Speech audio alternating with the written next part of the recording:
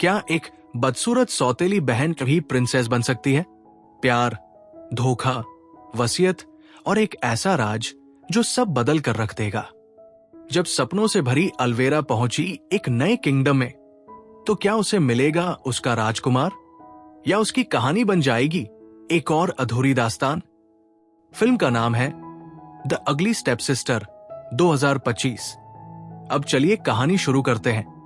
तो फिल्म की शुरुआत होती है अल्वेरा, उसकी मां और छोटी बहन के साथ, जो अपना पुराना घर छोड़कर एक नए किंगडम की ओर जा रही थी। अल्वेरा बेहद उत्साहित थी, क्योंकि उसे वहां के प्रिंस जूलियन की लिखी कविताएं बेहद पसंद थी। वो उनसे शादी करने के सपने संजो रही थी। नए किंगडम पहुंचते ही वो एक बुजुर्ग व्यक्ति से मिलते हैं, जिससे अल्वेरा की मां ने शादी करनी थी। उस आदमी की एक बेटी अग्निस भी थी, जो अल्वेरा और उसकी बहन से कहीं ज्यादा सुंदर थी। घर में सभी इस शादी को लेकर खुश नजर आ रहे थे, लेकिन ये खुशी ज्यादा देर तक नहीं टिक पाई। सिर्फ 2 दिन बाद ही अग्निस के पिता को दिल का दौरा पड़ता है और उनकी मृत्यु हो जाती है। उनकी मौत की खबर फैलते ही कई लोग उनके घर आ धमकते हैं। वो लोग जिनसे उनके पिता ने उधार पैसे लिए थे। जब उन्हें पता चलता है कि अब घर और जमीन अल्वेरा की मां के नाम है, तो वो उसे धमकाने लगते हैं और पैसे लौटाने का दबाव बनाते हैं। अल्वेरा की मां के पास न पैसे थे, न ही कोई योजना। उन्होंने ये शादी सिर्फ उस आदमी की शानो शौकत देखकर की थी, लेकिन अब समझ आया कि वो खुद भी दिवालिया था। थोड़े समय की मोहलत मांगने के बाद अल्वेरा की मां गहरे सदमे में चली जाती है। अब न तो वो पहले जैसी खूबसूरत रही, न ही उनके पास इतना समय या सौंदर्य बचा था कि किसी और अमीर आदमी से शादी करके हालात बदल सके। उनकी जमा पूंजी भी खत्म होने के कगार पर थी। ये सब देखकर अल्वेरा को अपनी मां पर तरस आता है। वो उन्हें दिलासा देती है और कहती है कि वो प्रिंस जूलियन से शादी करके सब कुछ ठीक कर देगी। उसकी मां उसे देखकर चुप रह जाती है, क्योंकि वो जानती है कि अल्वेरा ना तो बेहद खूबसूरत थी, न ही उतनी लोकप्रिय। अगर प्रिंस उसे चुन ले, तो वो किसी चमत्कार से कम नहीं होगा। इस परिवार में अल्वेरा की छोटी बहन भी थी, बहुत प्यारी, लेकिन अभी शादी की उम्र में नहीं थी। ऐसे में उनकी मां के पास सिर्फ अल्वेरा को ही इस मौके में उतारने का विकल्प था। उधर अग्निस भी अपने जीवन से बहुत दुखी थी। मां तो पहले ही नहीं थी, अब पिता भी चले गए। वो अपने पिता की लाश के सामने बैठी मां से सब कुछ ठीक करने की मिन्नतें करती है। कुछ दिन बीतते हैं और पूरे किंगडम में एक शाही ऐलान होता है। राजा के आदेश से 4 महीने बाद एक सेरेमनी रखी जाएगी, जिसमें प्रिंस जूलियन अपने लिए दुल्हन चुनेंगे। जो भी अविवाहित लड़कियां खुद को योग्य समझती थी, वो इस सेरेमनी के लिए नाम लिखवा सकती थी। ये एक प्रतियोगिता जैसा माहौल बन गया। लड़कियों को अब 4 महीनों में खुद को सबसे बेहतरीन साबित करना था। अल्वेरा तो पहले से ही ये सपना देख रही थी, इसलिए उसने अपना नाम दर्ज करवा दिया। पर चौंकाने वाली बात यह थी कि अग्निस ने भी उसी प्रतियोगिता में हिस्सा लेने का फैसला किया। अब सवाल था, क्या एक आम शक्ल वाली, सपनों में जीने वाली लड़की को कोई प्रिंस पसंद करेगा? अल्वेरा की मां को किसी भी हालत में अल्वेरा को एक परफेक्ट लड़की साबित करना था। उसे समाज की नजरों में खूबसूरत दिखाना ही उसका एकमात्र मकसद बन चुका था। इसलिए वो अल्वेरा को एक प्लास्टिक सर्जन के पास ले जाती है, ताकि उसकी सर्जरी करवा सके और उसका चेहरा निखारा जा सके। पैसे तो उनके पास थे नहीं, लेकिन अल्वेरा की मां को पूरा विश्वास था कि अल्वेरा की शादी जूलियन से हो जाएगी। इस भरोसे पर वो सर्जन से कहती है, सर्जरी के बाद होने वाली सेरेमनी में ही मैं तुम्हारे पैसे चुका दूंगी। सर्जन उन्हें समझाते हैं कि अल्वेरा की आंख, नाक, दांत के साथ साथ उसके स्तनों की भी सर्जरी की जाएगी। फिर वो एक दर्दनाक प्रक्रिया शुरू करते हैं। सबसे पहले एक विशाल औजार से अल्वेरा के स्तनों को खींचकर हटा देते हैं। ये पल उसके लिए असहनीय पीड़ा से भरा होता है। अभी ये दर्द ठीक से कम भी नहीं हुआ था कि अल्वेरा को दूसरे सेशन के लिए बुला लिया जाता है। इस बार उसकी नाक की सर्जरी होती है। नाक को बीच से काटकर हड्डी को छोटा किया जाता है, फिर दोनों किनारों से उसे पतला किया जाता है। नाक को आकार में रखने के लिए उस पर लोहे का अजीब मास्क चढ़ा दिया जाता है। ये पूरी प्रक्रिया बेहद कष्टदायक होती है, लेकिन अल्वेरा इसे इसलिए सहती है क्योंकि वो खूबसूरत बनना चाहती है। खूबसूरती के साथ साथ एक शाही माहौल में ढलने के लिए अल्वेरा को शिष्टाचार सिखाना भी जरूरी था। इसीलिए उसे एक विशेष स्कूल में दाखिल कराया जाता है, जहां बॉल डांस, चलने फिरने, बोलने, उठने बैठने तक के तरीके सिखाए जाते हैं। वहीं स्कूल में उसकी स्टेप सिस्टर अग्नेस पहले से मौजूद थी। मिस सोफिया नाम की एक प्रशिक्षक आती है और बताती है कि वही इन सभी लड़कियों को पूरी तरह से गाइड करेंगी, पर सब लड़कियों को उस खास सेरेमनी में शामिल होने का मौका नहीं मिलेगा। सिर्फ 16 चुनी हुई लड़कियों को ही अवसर मिलेगा। प्रैक्टिस शुरू होती है, दिन बीतते हैं और मिस सोफिया हर दिन एक बात महसूस करती है। अग्नेस न केवल अल्वेरा से बल्कि पूरे समूह की अन्य लड़कियों से भी हर मामले में बेहतर है। उसे पहले से ही कई शिष्टाचार अच्छे से आते थे। उसका नृत्य भी बेहद मनमोहक था और रूप रंग में भी वो स्वाभाविक रूप से अत्यंत सुंदर थी। यही देखकर मिस सूफी उसे सबसे आगे लाकर खड़ा करती है, जबकि अल्वेरा को सबसे पीछे उस पंक्ति में खड़ा कर दिया जाता है जहां कम आकर्षक लड़कियों को रखा जाता है। घर लौटने के बाद अग्नेस अल्वेरा से भावुक होकर कहती है कि अब हमें पापा का अंतिम संस्कार कर देना चाहिए, क्योंकि उनकी देह अब भी वैसे की वैसे पड़ी है। इस पर अल्वेरा की मां सख्त लहजे में कहती, मेरे पास इतने पैसे नहीं हैं कि मैं तुम्हारे पिता की अंत्येष्टि करा सकूं। मैं अपने बचे हुए पैसे अपनी बेटी पर लगाना चाहती हूं। तुम्हारे डैड का अंतिम संस्कार तो अब तभी होगा जब अल्वेरा सेलेक्ट हो जाएगी। ये सुनकर अल्वेरा को साफ समझ आ जाता है कि उसकी मां की उम्मीदें उससे कितनी अधिक है। वो अपने भीतर की कमजोरियों को पीछे छोड़कर मेहनत करना शुरू कर देती है। धीरे धीरे वो पीछे की पंक्तियों से निकलकर आगे की कतार में आ खड़ी होती है। आखिरकार इन 40 दिनों की कठिन ट्रेनिंग पूरी हो जाती है। वो दिन आता है जब मिस सूफी और उनकी टीम उन 16 लड़कियों के नाम घोषित करती है जो फाइनल सेरेमनी के लिए चुनी गई है। जब लिस्ट सामने आती है तो अल्वेरा हैरान रह जाती है। अग्नेस का नाम सबसे ऊपर है, जबकि उसका नाम सबसे नीचे। फिर भी लोग इस बात से चौंक जाते हैं कि अल्वेरा का नाम लिस्ट में शामिल कैसे हुआ, क्योंकि उसकी नाक पर हमेशा एक पट्टी बंधी रहती थी जो उसकी सुंदरता को ढक देती थी। इन 16 लड़कियों की अगली फेज की ट्रेनिंग शुरू होती है। जब उन्हें पोल डांस सिखाया जा रहा होता है, तब अल्वेरा बाकी लड़कियों की तुलना में बहुत संघर्ष कर रही होती है, जबकि अग्नेस इसे बेहद सहजता से कर रही होती है।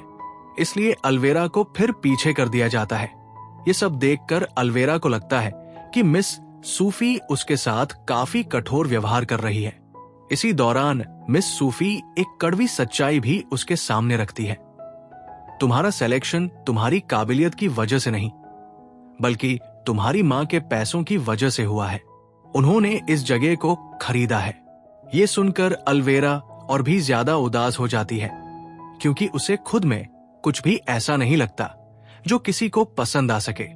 लेकिन उसकी मां, जो उसकी चिंता करती है, उसके लिए एक डिजाइनर बुलवाती है ताकि अल्वेरा के लिए सुंदर कपड़े सिलवाए जा सके।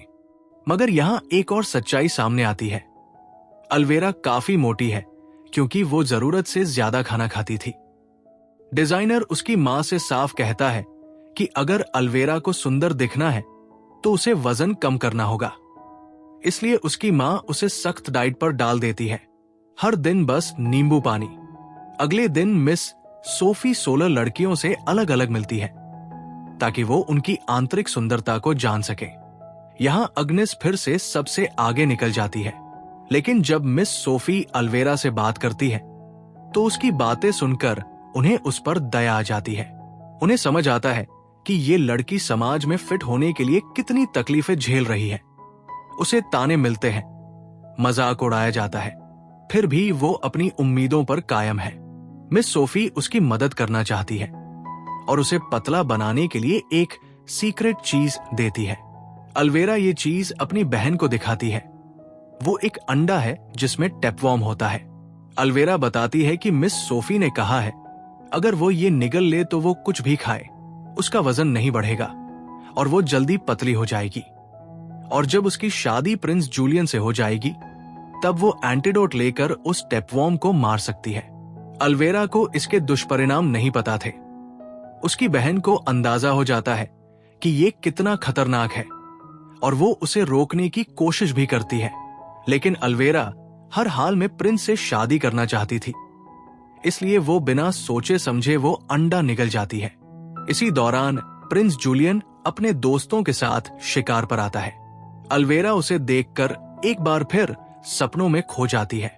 वापसी के रास्ते में अल्वेरा देखती है कि उसकी सौतेली बहन अग्नेस घर के नौकर के साथ कुछ अजीब सा बर्ताव कर रही है। वो जाकर ये बात अपनी माँ को बता देती है। उसकी माँ बहुत नाराज हो जाती है और अग्नेस को सजा के तौर पर न सिर्फ पीटती है बल्कि उसे घर में ही एक नौकर बना देती है और घर से बाहर निकलने पर रोक लगा देती है। पर अल्वेरा की माँ के इस फैसले से अल्वेरा बहुत खुश होती है। उसे पता था कि उसकी सबसे बड़ी प्रतियोगी अग्नेस ही है और अब जब अल्वेरा ने टेपवॉर्म खा लिया है वो अपने लक्ष्य की ओर बढ़ सकती है। वो डाइट फॉलो नहीं करती और सब कुछ खाती है। अब कहानी में 3 महीने बीत जाते हैं। अल्वेरा की नाक की सर्जरी पूरी हो जाती है और वो पहले से कहीं ज्यादा खूबसूरत दिखने लगती है। अब वो पूरे आत्मविश्वास के साथ समारोह में जाने की तैयारी कर रही है। उधर अग्नेस अब नौकरानी की तरह काम कर रही है। गाय का दूध खुद निकालती है और दिन रात मेहनत करती है। अल्वेरा उसकी हालत देखकर अंदर ही अंदर सुकून महसूस करती है। नाक की सर्जरी पूरी होने के बाद अल्वेरा की माँ उसे एक बार फिर प्लास्टिक सर्जन के पास ले जाती है। इस बार डॉक्टर उसकी आंखों में धागों और सुइयों की मदद से आईलैशेस की सर्जरी करता है। इसके बाद कई दिनों तक उसकी आंखों पर पट्टियां बंधी रहती है और उसका चेहरा अजीब और बदसूरत दिखने लगता है। फिर उसकी ब्रेस्ट की भी सर्जरी करवाई जाती है। इन तकलीफदेह प्रक्रियाओं से गुजरने के बाद अल्वेरा की तबीयत बिगड़ने लगती है। वो खुद को बहुत कमजोर महसूस करती है और उसे बार बार जरूरत से ज्यादा भूख लगती है। वो अग्नेस से ज्यादा खाना मांगती है और अग्नेस अपनी माँ के मना करने के बावजूद उसे चोरी छिपे खाना देती रहती है। स्कूल में मैसोफी और उनकी पार्टनर बहुत परेशान है क्योंकि अग्नेस की गैरहाजिरी से उनकी टीम की परफॉर्मेंस पर असर पड़ रहा है। जब वे अल्वेरा की माँ से अग्नेस के बारे में पूछती है तो वो झूठ बोल देती है कि अग्नेस अपने पिता की मौत के कारण सदमे में है और उसने हर चीज से दूरी बना ली है। अब सोफी अग्नेस की जगह अल्वेरा को दे देती है क्योंकि अब कई सर्जरीज के बाद अल्वेरा दिखने में बिल्कुल अग्नेस जैसी सुंदर लगने लगी थी। एक रात जब अग्नेस अल्वेरा के लिए चुपके से खाना लेकर आती है तो वो उसके बाल संवारने लगती है। तभी अल्वेरा के बहुत सारे बाल झड़ने लगते हैं जिसे देखकर वो घबरा जाती है। दरअसल अल्वेरा जो स्लिमिंग टैबलेट्स खा रही थी वो उसके शरीर से सारे पोषण चूस लेता था जिससे उसके बाल झड़ने लगे। जब अल्वेरा की मां को पता चलता है कि अल्वेरा को बॉल डांस की ओपनिंग डांसर चुना गया है तो वो उसके लिए एक बेहद खूबसूरत और महंगी ड्रेस बनवाती है। तभी वहां अग्नेस भी आ जाती है जिसे देखकर सब लोग उसके साथ बुरा बर्ताव करते हैं क्योंकि सभी को उसकी नेचुरल सुंदरता से जलन होती है। फैशन डिजाइनर को जैसे ही पता चलता है कि अल्वेरा के बाल झड़ रहे हैं वो उसके लिए एक खूबसूरत विग तैयार करता है। अब अग्नेस भी फैसला कर लेती है कि वो बॉल डांस में जरूर जाएगी। वो अपनी मां का पुराना बेहद कीमती और सुंदर गाउन निकालती है क्योंकि उसकी मां कभी इस जगह की सबसे खूबसूरत और अमीर महिला हुआ करती थी। जैसे ही अल्वेरा अग्नेस का गाउन देखती है वो जलन में पागल हो जाती है और उसे फाड़ देती है।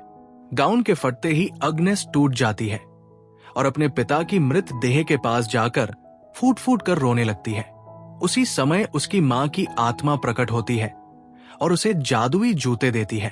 वो उसे चेतावनी देती है कि 12 बजे के बाद सब कुछ अपनी असली हालत में लौट आएगा, इसलिए उसे समय पर वहां से निकल जाना होगा। साथ ही उसे अपना चेहरा भी छिपाकर रखना होगा। जैसे ही अग्निस वहां से जाती है, उसके पिता की लाश के कीड़े जादुई रूप से उसका गाउन फिर से सिल देते हैं। आखिरकार वो रात आ जाती है जिसका सभी को इंतजार था। अल्वेरा ओपनिंग डांसर बनती है और उसकी कृत्रिम सुंदरता से लोग मंत्रमुग्ध हो जाते हैं, बिना ये जाने कि ये सब नकली है। प्रिंस जूलियन सभी लड़कियों को नजरअंदाज कर सीधे अल्वेरा को अपनी डांस पार्टनर चुनते हैं। अल्वेरा की वजह से उसकी मां को भी अमीरों से बहुत सम्मान और ध्यान मिलने लगता है। अल्वेरा खुद को दुनिया की सबसे खूबसूरत लड़की मानकर बहुत खुश होती है। सब कुछ एकदम वैसा ही हो रहा था जैसा अल्वेरा ने चाहा था। उसकी मेहनत रंग ला रही थी, लेकिन किस्मत को कुछ और ही मंजूर था। अचानक महफिल में एक नीले गाउन में नकाब पहने बेहद खूबसूरत लड़की दाखिल हुई। उसकी मौजूदगी ही किसी जादू से कम नहीं थी। वहां मौजूद हर कोई उसकी ओर खिंचा चला गया, यहां तक कि प्रिंस भी अल्वेरा को छोड़कर उसी लड़की के पास पहुंच गया। प्रिंस ने उसके साथ डांस करना शुरू किया और जब डांस के दौरान उसका नकाब हटा तो सब हैरान रह गए। वो कोई और नहीं बल्कि अग्निस थी। अल्वेरा ने उसे तुरंत पहचान लिया और समझ गई कि अब अग्निस उसके लिए खतरा बन सकती है। अग्निस ने सब कुछ छोड़कर वहां से भागने की कोशिश की। भागते समय उसका एक जूता पीछे रह गया। प्रिंस उस जूते को उठाकर अपने महल ले गया और ऐलान किया कि जो भी लड़की इस जादुई जूते में फिट होगी वही उसकी राजकुमारी बनेगी। अल्वेरा को यकीन था कि वो जूता अग्नेस का है। जब वो घर पहुंची तो गुस्से में उसने अग्नेस पर हमला कर दिया और उसके पैर से वो दूसरा जूता छीन लिया। उसने जबरदस्ती खुद को उस जूते में फिट करने की कोशिश की, लेकिन वो बहुत छोटा था। ये एक जादुई जूता था जो केवल अग्नेस के पैरों के लिए बना था। हताश होकर अल्वेरा ने अपना पैर काटने का फैसला किया ताकि जूता फिट आ सके। उसने चाकू से अपने पैरों की उंगलियां काट दी और बेहोश हो गई। उसकी मां और बहन दौड़ती हुई आई।